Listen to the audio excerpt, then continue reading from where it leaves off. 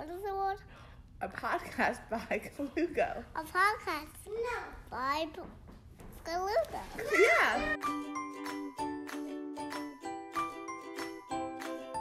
Hi, I'm Christy, and this is Today We Tried, a parenting podcast from Kalugo that's all about connection and confidence. Each week, I chat with guests who share relatable and diverse stories and offer actionable ideas and advice to help you to remember, you got this.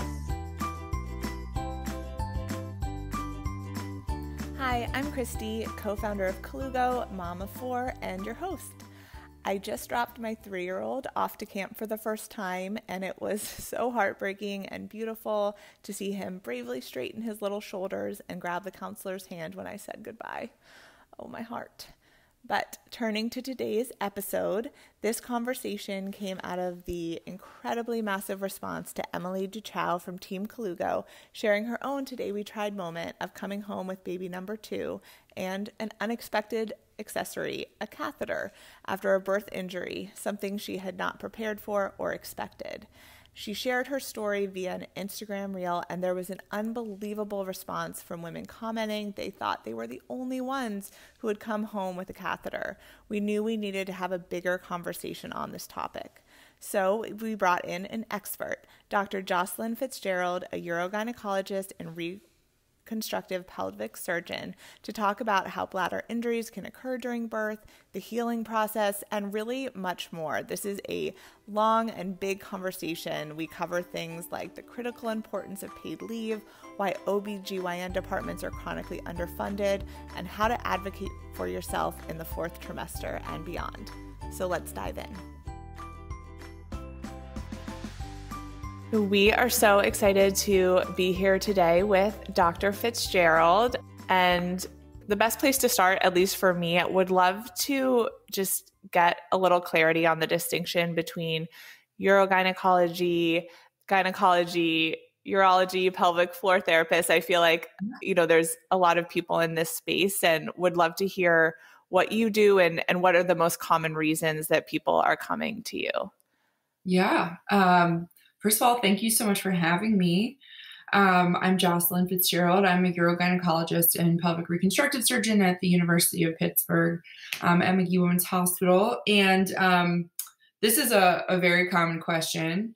I am so glad that there are people flooding into this space, because I think one of the themes of what we'll talk about today is just how under-resourced women's health really is, which both leads to patients not getting the information that they need, and physicians like me, surgeons like me, feeling like we don't have enough time to compensate for the huge gaps in expectations that patients have for their care. So what I guess I'll just straightforward, urogynecology and pelvic reconstructive surgery. I'm a board certified OB/GYN. And after I finished my OB/GYN residency, I did 3 additional years of surgical training to specialize in female, specifically, like it's kind of a hybrid of urology and gynecology, but female like bladder disorders like prolapse, incontinence, voiding dysfunction, which I think we're going to talk about a little bit today, fistula, birth trauma. And I really focus on the medical and surgical interventions needed to help correct those things. Where pelvic floor physical therapists come in is they are trained like any other physical therapist, except for that they specialize in the musculoskeletal components of the pelvic floor. If you had your knee replaced or knee surgery, the surgeon would fix your knee, and then the physical therapist would help you rehab the knee after surgery. It's pretty similar in my relationship to pelvic floor physical therapy. You don't necessarily have to have your knee replaced to get knee physical therapy. Same thing with the pelvic floor. You don't necessarily need to have surgery or have me treating you to have a pelvic floor physical therapist help with the recovery or the disease process that's happening in your bladder. And I guess the last question you asked is, gynecology versus what I do. Had I not gone to additional specialist and fellowship training, I would have been a general gynecologist or OB/GYN, which are, specialists unto themselves, and they do most of the baby delivering and the pap smears and sort of the bread and butter management of bleeding and some menopause stuff. And there's like a huge breadth of actually of what they do, but they do less like bladder specific types of management. Well, I think the fact that until I was preparing for our interview, I was not aware of this subspecialty of gynecology. It just shows you, to your point, the gaps in information and the gaps in just knowledge. Like what I would hope is like everyone would know what you do, and that in the way that like we know what a gynecologist does. Like that should be part of the conversation and understanding. Like you might have this kind of injury, and that there are people like you who are very highly trained to help, as opposed to, and Emily will share more of her story, but like when these things happen, to have it feel so much like you're the only one this has ever happened to, because it's not talked about. Which is so untrue. I mean, these things are so common. It's one of the things that makes me most angry, like on a daily basis, is how few people know. But in women across the world's defense, the formalization of my specialty, it's a pretty new thing. And there were a lot of things that happened in our field that led to it kind of like tunneling underground, which we could talk about a little bit more. There's this whole debacle with like vaginal mesh that I think made urogynecologists very wary of sort of publicizing their expertise, because there was like this huge backlash. Was there like a class action around? Huge. Yeah. Huge. Okay. Yeah. Because so much of what I do, and I don't want to deviate too much from like what we're talking about today, but prolapse repair, which is another thing that women are never told before they have kids, like, hey, your vagina could actually like come outside your body from having a delivery. And here are the risk factors. It doesn't always happen, but it's actually super common. We were, trying to find like better ways of fixing prolapse in women. And that's where I have never placed any vaginal mesh. That was really in like the generations of urogynecologists ahead of me. But the way that was sort of marketed to women, and the people who were implanting that mesh largely were not urogynecologists, like not fellowship and specialist trained. They were general gynecologists who didn't have the surgical training necessary to put that mesh in safely and in the right place. And there's still a lot of problems with those products in general, but millions of women were harmed by putting that mesh in with good intentions, like trying to close this gap in this enormous problem of vaginal prolapse that affects millions of women. If millions of women didn't have prolapse, millions of women never would have gotten the mesh. But the gaps in women's health are so huge, people try to close them with technology so quickly that sometimes they end up being extremely harmful. Like the cart gets put before the horse. So that's kind of what happened in like the early 2000s in my field. So I think as social media was becoming super popular and was helping to get women sort of up to speed on all of the, social media is so great. It like helps educate beyond like just hearsay from your friends. Urogynecology was not doing a great job, because I think the people that came before me were like, we do not want all of the plaintiffs to like find us on social media because this mesh debacle is so massive. That's my sort of theory. But now that we're sort of past that, I think we are starting to emerge more and more. And millennial women, as they have their babies, are realizing that they are not alone in much of what they're experiencing and what their mothers experienced before them. Yeah. Well, I think that's actually a perfect segue for Emily to share a little bit about what happened with her delivery of her little one, and kind of how that got us to the point here where we're talking with you today. Sure. Yeah. So, as I mentioned, like I ended up having to have a catheter for 3 weeks postpartum. They're not exactly sure what happened, but forceps were involved. And then because of a lot of trauma, tearing and other things that happened during the birth, they think I was probably just really swollen. So I couldn't go to the bathroom after giving birth, and my bladder got very, very distended. And then they pulled it out thinking, oh, it'll be okay. This is just a fluke. Got very, very distended again for a second time. Yeah. And Mhm. at that point, like the damage had kind of been done. And so I ended up having a catheter put in. I went home with the catheter. As you can imagine, it was so anxiety producing for me. I mean, you have all the postpartum hormones, Yeah. and then I had a 1-year-old as well as a newborn. So trying to juggle that, and then also feeling like, is my body ever going to function normally again? Like, am I going to be able to Yeah, keep that's doing it again? terrifying. It was terrifying. And Yeah. then I would go to voiding trials like once a Mhm. week, and I failed like 4 times. Wow. And so every time that happens, you get pretty down, Yeah. and that was You're like, "Will I ever pee again?" exactly this basic function that I took for granted becomes this huge thing. And so I ended up finally getting a referral to a urogynecologist. And she kind of like helped me then walk me through, like I did a voiding trial with her. I felt Yeah. a lot more confident talking with her about what was happening. Well, 'cause she knows what's happening. Exactly. And Yeah. so in this as well, when I initially went to my OB, um, for the first time postpartum, she like having the catheter in, she had said, I'm not actually really sure what to do in this case because I haven't seen it in so long.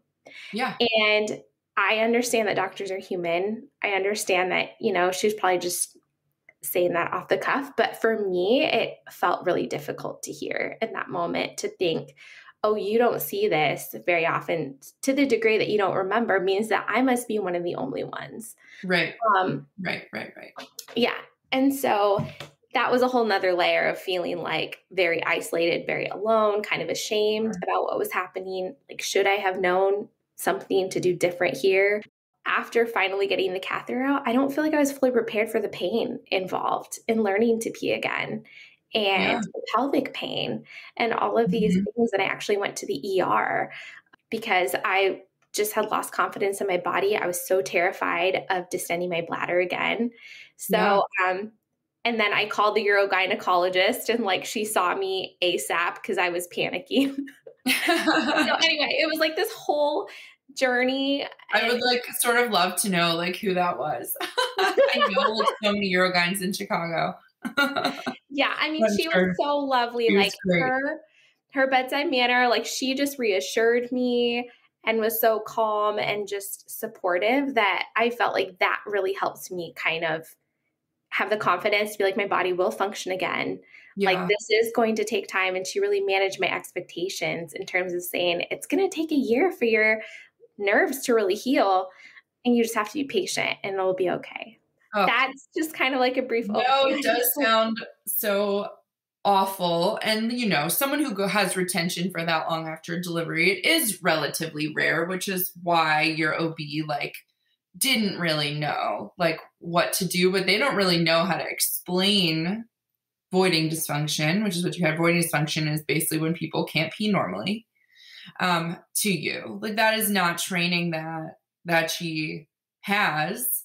And, I feel like after you failed your first void trial, probably, a referral to Urogyne would have been prudent. You probably had 3 major reasons you could not pee that were all coming together at once. Number 1, women get abysmal education about the realities of forceps deliveries. I'm not saying forceps deliveries don't have their time and their place. Like, there are moments where it's like between like the safety of this mother and her baby, like they are needed, but nobody ever really talks about like the maternal trauma side of forceps. The consent forms when I was still delivering babies all had to do with like the safety of the baby. It never talked about like what forceps do to your pelvic floor and what the data is behind what forceps do to your pelvic floor. Like, we know very well that they are the number 1 cause of pelvic floor trauma beyond like anything else, even like big babies or multiple deliveries. Like, forceps are pretty much the worst thing you can do to your pelvic floor, which isn't to say you can't make a good recovery or that they're not needed. But I just think women, like, I see so many, and of course when you're a hammer, everything's nail because I'm a Urogyne. So of course I see the forceps deliveries, right? Like, there's probably plenty of forceps deliveries that never have to see me. So I guess I see like the worst of the worst. But first things first, like forceps are well known to damage like the nerves and muscles of your pelvic floor. They're like two big metal spoons that like are pulling along like all those structures. So your pudendal nerves and all the nerve control of your bladder is running right along like those blades. So that's the first thing that probably happened, is that your nerve control to your bladder was probably damaged by the forceps. Next is that your urethra probably was incredibly swollen, because if you are getting forceps, I'm assuming you pushed for a really long time and things were probably already extremely, extremely swollen. And you probably had a catheter in the whole time you were pushing, which is correct. That's so that you can actually empty your bladder while you're pushing. Otherwise you'll push and your bladder will just fill and fill and fill, because the baby's head is compressing your urethra against your pubic bone, and then your bladder could explode. It's like, there's a reason the catheter was in. But a baby's head pushing against a Foley balloon for like however many hours you're pushing will make your urethra extremely swollen. So now you have like no nerve control and your urethra is swollen shut. The last thing is that you did get a distension injury. Like when your bladder got really, really full, your bladder stretched way too much. And that probably damaged like the nerves and the muscle of your bladder, which I see patients get distension injuries, not a lot, but when they do, it's like, oh, we got to put a catheter in. We just have to wait for the bladder to heal. And so then that happened on top of these other two things. You have this like triple whammy. And yes, like 99% of the time your bladder is going to be fine, but you just need to decompress it with a catheter for however long that takes. But an OB is not like thinking through all the mechanisms of like the urethra, the bladder neck, the nerve supply, and they don't have like an idea in their head of the natural history of how long that will take to recover. So understandably, it can be really scary. And I'm so sorry that you had to go through that, but I'm glad you found a good urogyne in the end. But yeah, I mean, there's a lot of trauma that comes from delivery that, especially millennial women who are a lot more open, I think, than our mothers were about their birth experience. Like they show up like, how did no one tell me this could happen? We have been sold this idea that delivery and motherhood is this like happy, beautiful rainbow and butterfly type experience. And I think that no one has been helped by that, like total fairy tale. I mean, again, I'm an OB-GYN, so I see like the worst of the worst. There are plenty of people with just like lovely TV show deliveries, but it's not that common. Like there's a reason people have babies in hospitals and not in their bathtubs most of the time. Yeah. And I think that idea, I think there's maybe this sense of, if you share these possible outcomes, that somehow like fear mongering or like, that doesn't happen to everyone. And so maybe people are hesitant to like share these possible outcomes. But honestly, for me, like, and for many women, it's like, you just need to just some knowledge of like what could happen, even knowing like what questions to ask, like your point around like use of forceps, like if you have no knowledge of what the possible, I mean, that whole description you gave also to me is like, that is just it in childbirth is like, if you have a healthy baby, you're supposed to like, just keep your mouth shut and not complain. It's disturbing. It's like yeah, this pro baby, pro fetus thing that like we've inherited. And right. Like, what about the mom? Right. And we have to think about the mom and, right. And it's your reality and experiences like what Emily went through. And like, it's so invalidating in that moment when you're going through pain and trauma to have the sole focus be on that you had a healthy baby. And so then, and also in terms of pushing kind of changes in the way that in medical care, if women aren't allowed to kind of to complain and speak up for themselves, if we're kind of shamed into that, like nothing is going to change in terms of better outcomes. So I think, I mean, we saw Emily shared her story on Colugo's Instagram and the response was like, honestly, incredible. Like the number of women who reached out and for the first time were hearing a story like Emily's that was their own story and were not like realized they weren't alone. Like the power of that is really it's so important and so incredible to see, like, women just, we need to talk to each other and share these stories, and then we can like connect and make change. And doctors like you in this space who are like helping women heal here, it's just so important to talk about.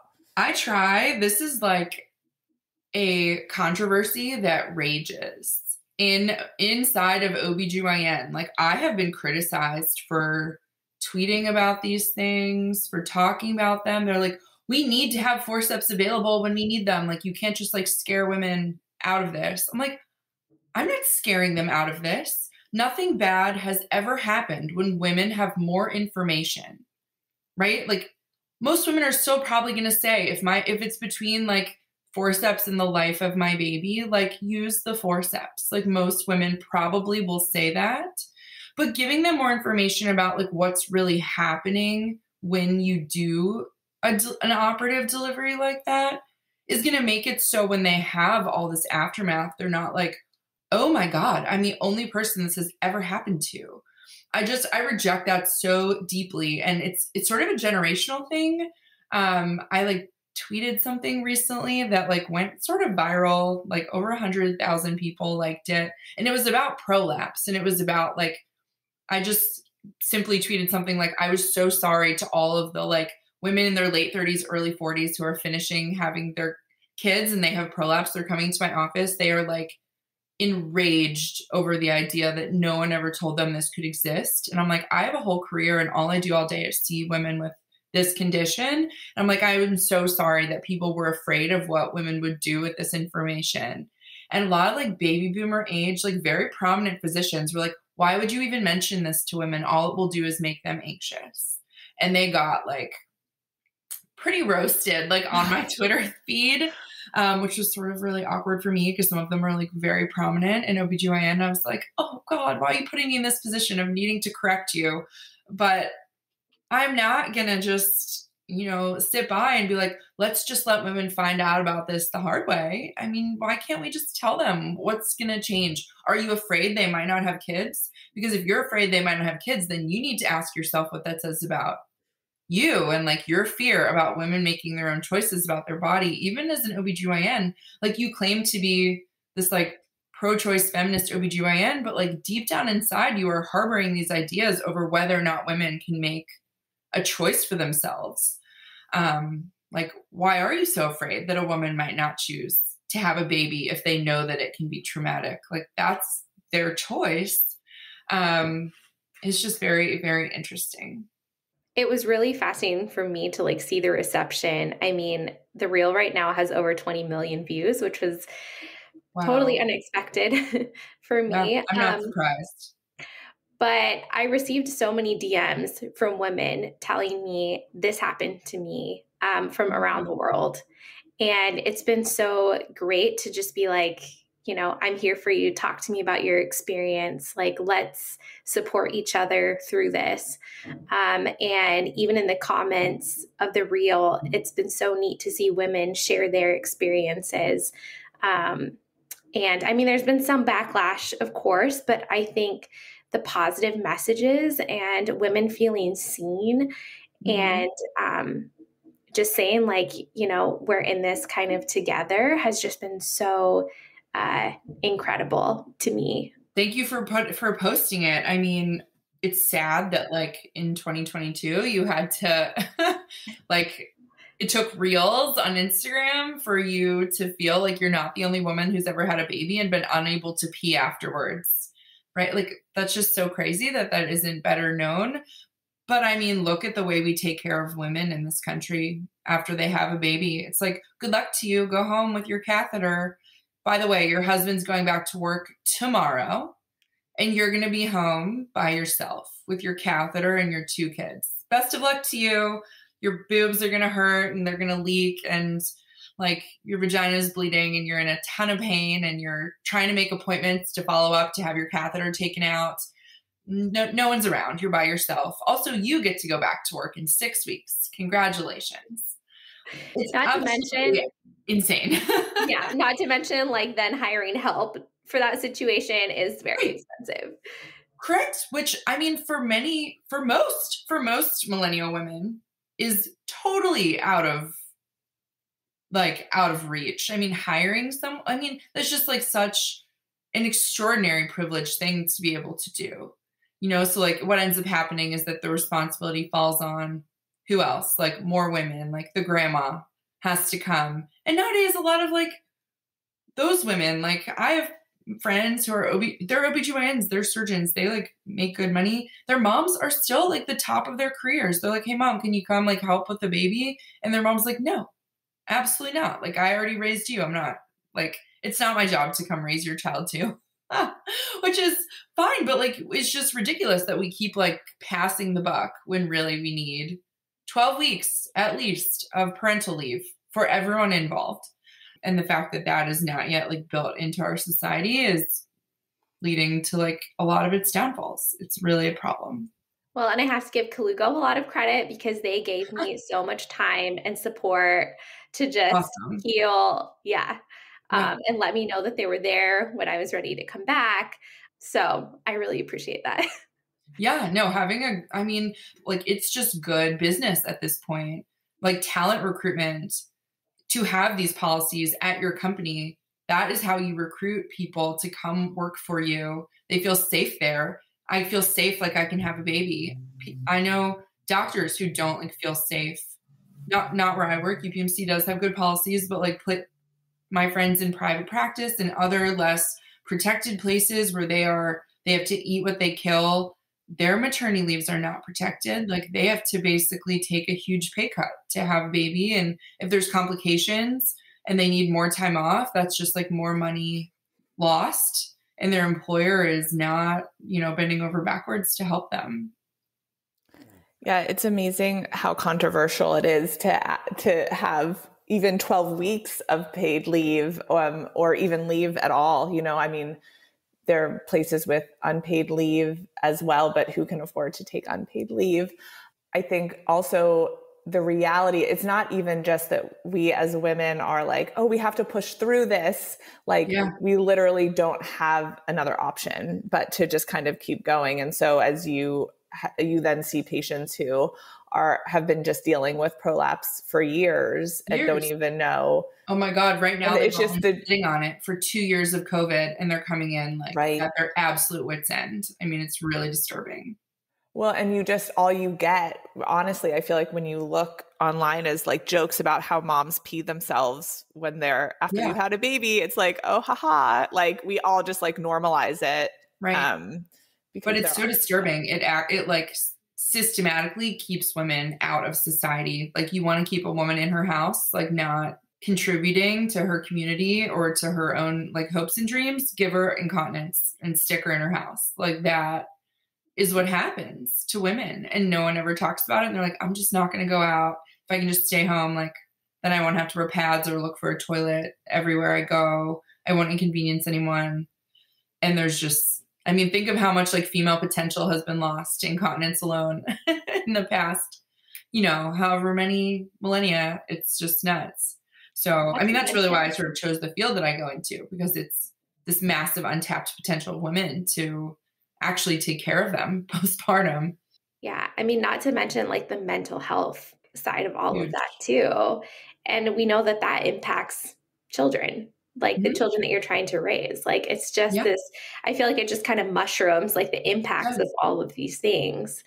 Yeah. It's totally unaccounted for. Like someone needs to do the economic, so like the true economic impact. And like, exactly as you said, the like ripple effects that incontinence can have on like a family, from the kids to your relationship with your partner, to the way it affects your work. It just goes on and on forever. So tell all your friends.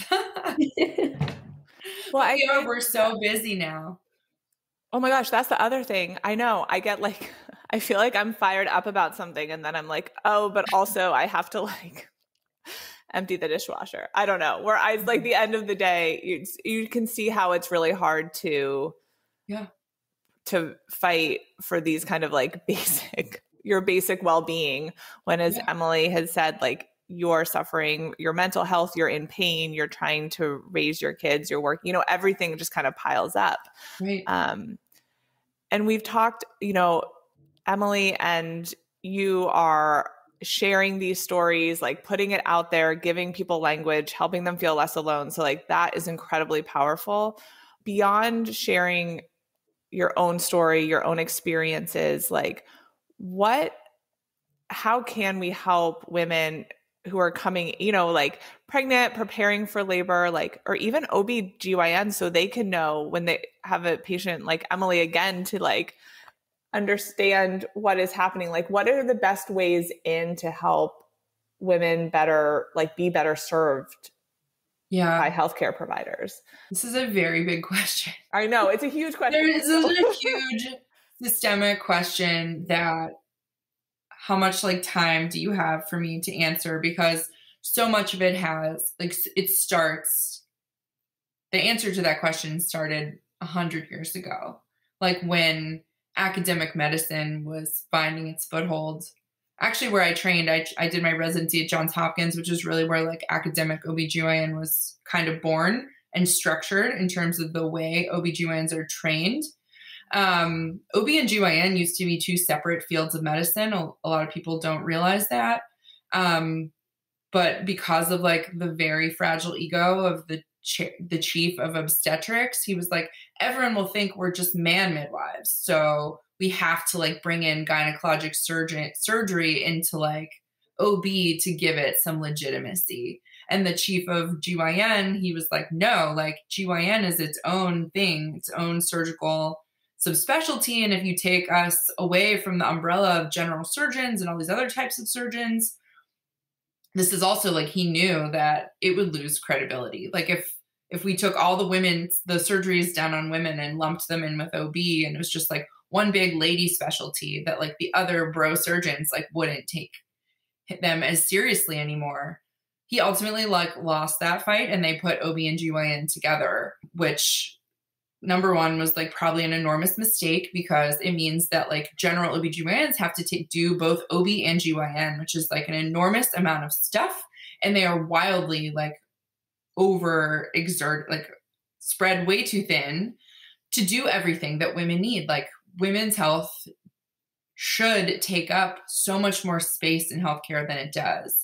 And then it led to like this series of events, which like I believe are deeply rooted in sexism and like the devaluation of women's health, whereby the amount of money that Congress and the Centers for Medicaid and Medicare Services dedicate to training more OB/GYNs is based solely on the number of deliveries that are done at that hospital and not the amount of gynecologic care that patients need, mostly because the way obstetrics is reimbursed is it's like bundled by insurance, and basically doctors make like no money off of delivering babies. I don't know if you know that, but like complex things like NICU care are bundled into obstetrics. Like there are peripheral things that bill really well, but like the delivering of a baby, no matter how complicated it is, actually loses money for hospitals. Well, I had 2 babies in the NICU, and they were only each in the NICU for 10 days. And I can attest to the fact that does bill very well.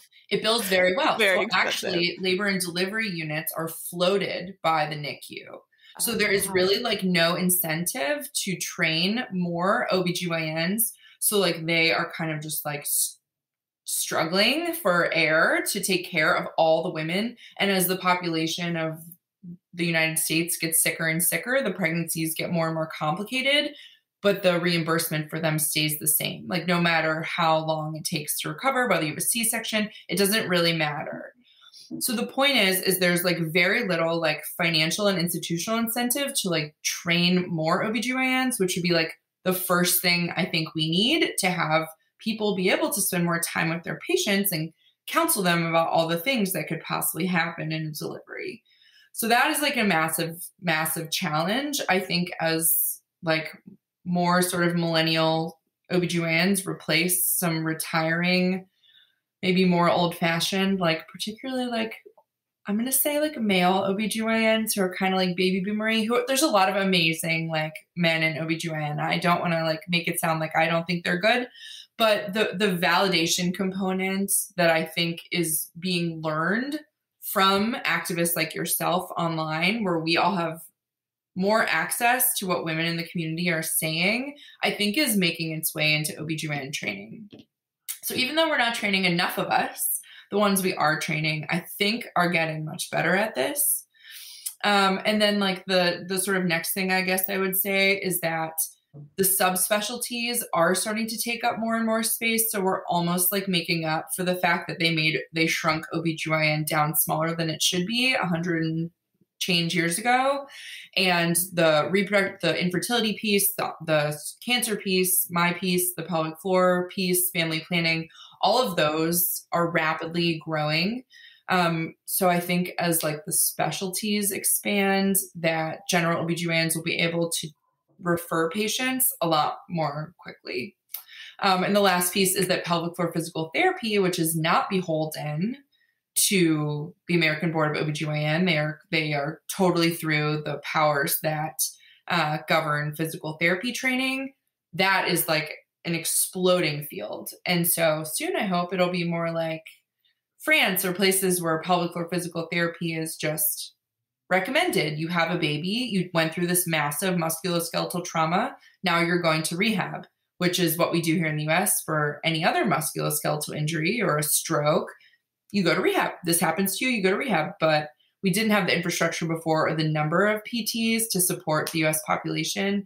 And the rapid expansion of that field will, I think, will kind of fill in some of the gaps where OBGYN is failing a little bit. Yeah. And I have to attest to the fact that I found an amazing physical therapist who like has done a lot of research in bladder issues. Yeah. And she was just incredible. And They're like, so good. Yeah. Got me on a stim machine to help, like just like taught me how to like manage my pain and things to manually do to stretch and work on. Cause I didn't realize too, that like a lot of the back pain that we get as women is actually related to our pelvic floor. Actually pelvic floor pain. Mm-hmm. Yeah. It's all connected. I have my little model back here that I save because I have to explain this all the time, but like all of these muscles in the pelvic floor like are attached to all the muscular structures like on your low back. So pelvic floor physical therapy for spasm, which I'm sure even though people are like, oh, you need like pelvic floor physical therapy to like tighten everything up afterwards. A lot of times it's actually the exact opposite. Exactly. That was my issue. Yep. Goes into spasm from trauma and from a catheter and from like clenching all the time. And you actually need it to be relaxed. It's all very complex. Thank God I could not do my job without pelvic floor PT. And every OBGYN, probably if they have a baby are like making themselves a pelvic floor PT appointment, like that's, it's good enough for us. It probably should be good enough for everyone else. Can I ask a clarifying question about catheters generally? Yeah.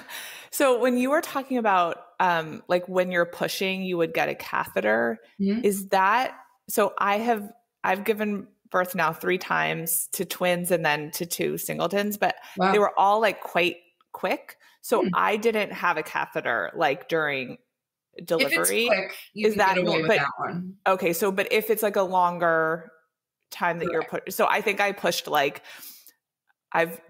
a total of 10 times for 4 babies. Like it's been precipitous. Wow. So that's I just wanted to clarify that. So like generally though, when you are giving birth, if it's like a longer pushing, a more staged labor, perhaps you would get a catheter as part of that. Yeah. Delivery. There's really 2 reasons. One is after you get an epidural, since you can kind of no longer get up and walk to pee, you'll get one. And like sometimes they can just like intermittently catheterize you, or you can pee in a bedpan. I mean, there's different ways to manage your bladder after you have an epidural. All of this is done to prevent you from getting a distension injury, which unfortunately is what happened to Emily. And the second thing is after someone has been pushing for a long time, you really always have to have in the back of your head, like, when is the last time this person peed? And their not only is your bladder getting more and more full because you're pushing and you haven't gone to the bathroom, but actually a very full bladder takes up space in your pelvis. And when you are having a baby, you want there to be as much space as humanly possible. So like a big water balloon of a full bladder, like blocking the baby's head from coming down is also like not helpful to what you're trying to achieve in the moment.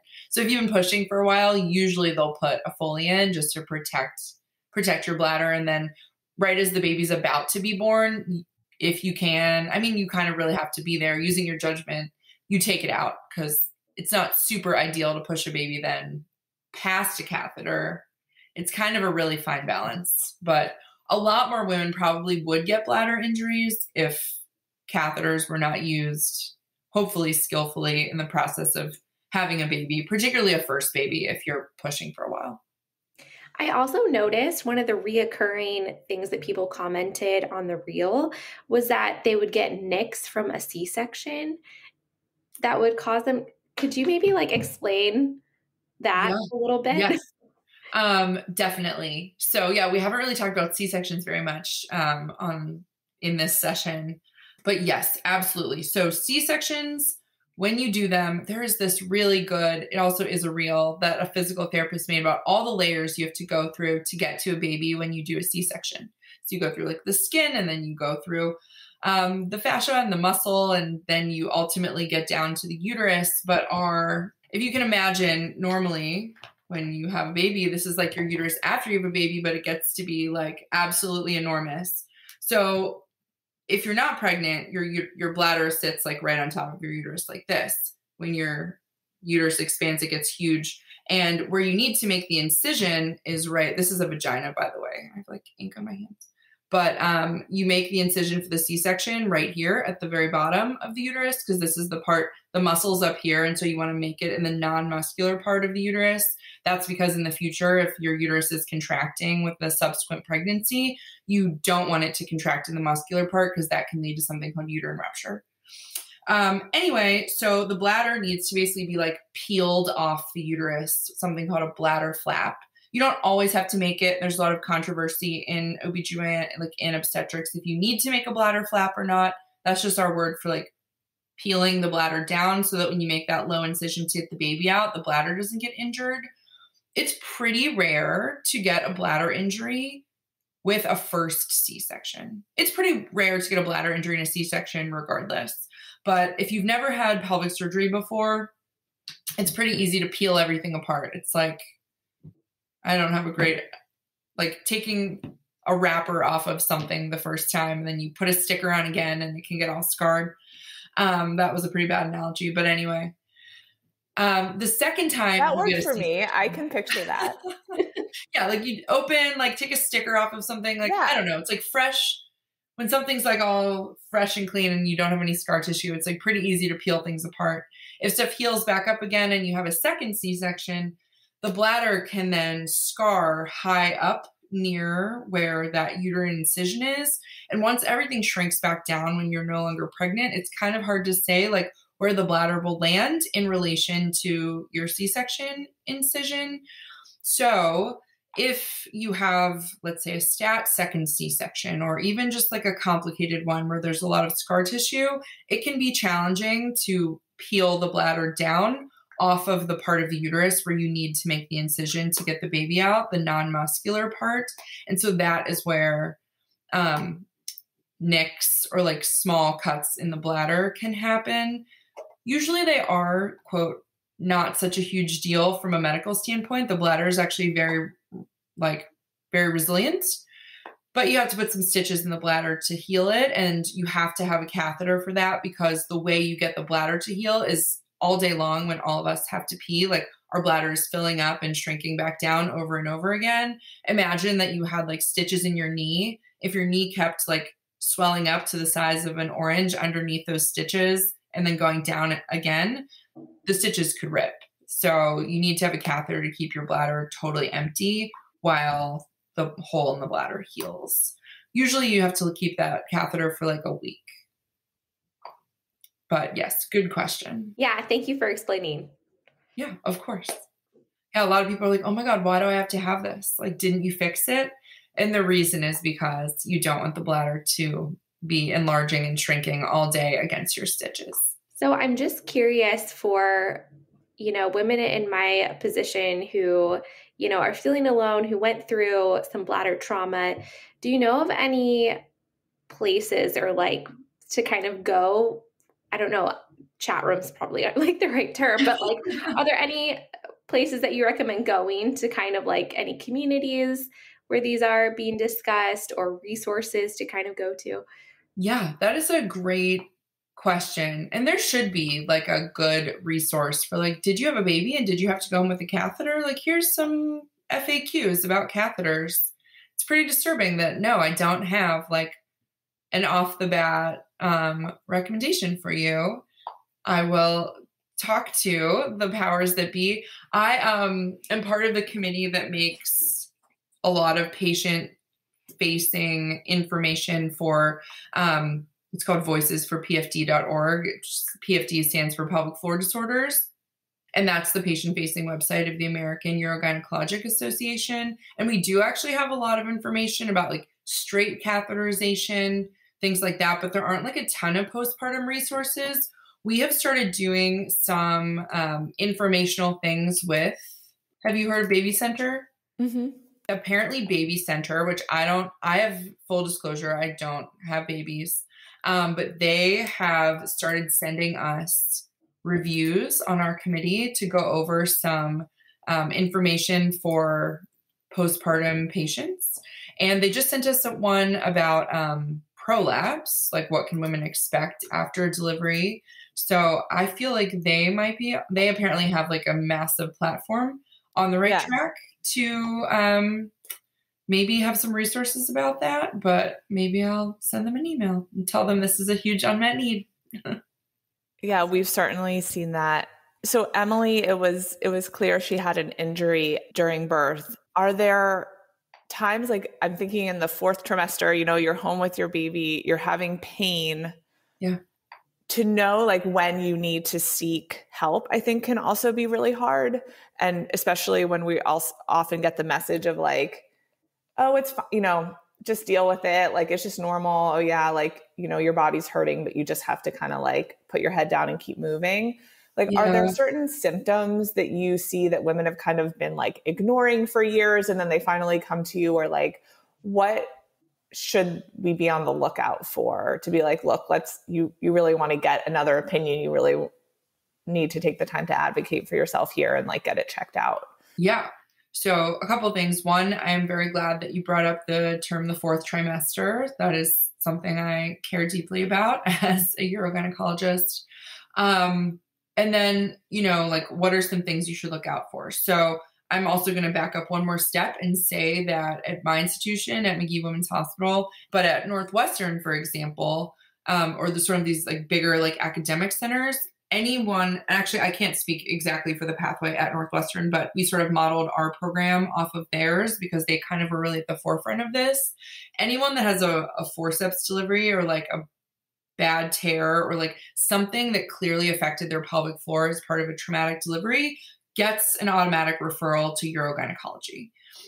So we have a clinic called the Mama Clinic, which is really spearheaded by my amazing partner. Her name's Lauren Jagali, and she modeled a lot of it off of a clinic at Northwestern called the Peapod Clinic.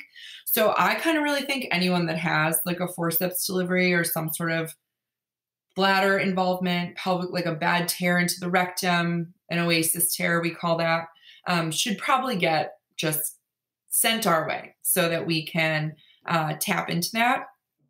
The next part of your question, like what are some symptoms people should not ignore? I would say usually after any type of pelvic surgery, delivery, etc., with the exception of maybe like the first couple of days while anesthesia is wearing off and maybe some stronger pain meds from the hospital, your pain should really be getting like better instead of worse. So things that are getting worse, especially in the first like few weeks, I would have a low threshold to go see someone, which of course is easier said than done, to like call your OB's office and be like, I'm having worse pain. And they triage you over the phone and they're like, no, it sounds fine. Don't come in, or we don't have an opening, or your OB is, back to my point of like how we do like OB/GYN. It's like, they're not in the office. They're delivering babies. So you can't see the same person. They don't know your story. They didn't do your delivery. The continuity is just not great. That can be really hard to like call in and be like, hey, something is really wrong. But pain that's getting worse instead of better, a fever, purulent, like discharge or pus, worsening bleeding. And I think women just like really know their bodies. Like if a patient calls me and they're like, I really feel like something is wrong, I'm like, you know what? Please just come in. Like the best thing to do is to see you. And there's been a lot of research on that. And when women like really feel like something is wrong, they are almost always right. So, that I don't know if like I speak for every doctor when I say that, but I feel like I was very trained for when a patient is like, I just really feel like something is wrong. I'm like, you know what, come in. And I think that is something a lot of people subscribe to, but that kind of language can never hurt. Be like, I'm not sure what's going on, but something is wrong. Most doctors, I think, would bring you in right away. Good. I think that's so powerful. And it can be, this honestly is making me like, after I had my fourth, Mm-hmm. I remember I was like laying in bed, like whatever, I was in like the recovery room, and I was like, felt like I was bleeding like too much. And I remember hesitating in my mind to like bother the nurse. I was like, because she was right next door. We was like sharing a room. To your point of like under-resourced hospitals, it was like overcrowded, like it was clearly a bit chaotic. Yeah. And I remember really hesitating to like press the call button because I was like, I don't want to bother the nurse. Bother her. But I really felt that. I felt like just something was wrong. Mm-hmm. And it ended up I was having a hemorrhage and I needed I was having a postpartum hemorrhage. And I was almost like, I don't want to bother her. But I was like, I don't want to bother anyone. And so I just, it like still, and I'm so thankful because that nurse came in and like looked me in the eye and immediately was like, okay, like let's get, and she jumped into action and like called forth the cavalry and like, I was okay. But I just think that's such a powerful thing to tell women. Like when you feel that feeling, like speak up because we've been so trained not to do that, but like, your body and you deserve care. Yeah. If you're like, I just feel like something is really wrong. People love to tell women, it's like, oh, it's like anxiety, but like actually women are over the anxiety part is the not wanting to bother people. Like women's anxiety actually leads them to not seek care more than it leads them to seek it. So when they're like, I feel like something is very wrong, like I take that very seriously. I don't want to speak for anyone else, but in my experience, women really know. You should feel empowered to ask, but that's easy for me to say, right? Like you should feel empowered to speak up for yourself in a system that makes it like impossible to get the attention of a doctor. Like women are already speaking up for themselves. We just need to have better ways to actually be able to listen. So it's a combination of things. Well, I guess we're almost at the end of our time. I feel like I could talk to you all day. And I'm so happy you're here doing this work and so thankful Emily shared her story, and the like incredible response just shows the need for sharing these stories and for doctors like you who are advocating for women. Could you share just where listeners can find you? The best places. It sounds like you're on Twitter or anywhere else. That's where I spend the majority of my like social media time, just because it's so much easier than creating content and reels. That takes time. I do it occasionally, but it's hard being like a full-time academic surgeon. It's unbelievable. Like, especially I mentioned the demand that coming out of the pandemic. I mean, I say that in quotes because there's COVID everywhere still, but people are starting to really come and like need care for all the things that they put off. So we are really like in it. People are showing up. But you can definitely find me on Twitter. It's my handle's at jfitzgeraldmd. I tweet a lot about pelvic floor disorders. I also talk a lot about them on Instagram, or just like show really good information from a lot of the pelvic floor PTs that I follow. And that is at Pittsburgh Urogyne, because I'm in Pittsburgh. So you can find me there. And like a good old fashioned Google search will pull up like most of the stuff I do. I'm very searchable. As a millennial surgeon, I have Google reviews and stuff from UPMC. So I'm not hard to find. Awesome. Well, thank you for being out there and talking about this. It's so important. Totally. And thank you for making the time to speak with us today. Thank you so much. Awesome. Yes. Thank you, Emily, for having me. And I'm just so sorry that this happened to you, but You are like so far from alone. I think this is just the beginning of really like being very honest with women about how complicated birth is, and that complicated things need a complicated response, and that women really are very well equipped to handle the realities of anything and everything. I mean, history has proven that, so this should not be different. Thank you so much. You're welcome. See you guys later. Thank you. Bye. Bye. Our producer is Zach Walker. Our music is by Sound Planet, and I'm Christy. From me and the entire Colugo team, thanks for coming on this adventure. We'll be back next week, and until then, remember, you got this.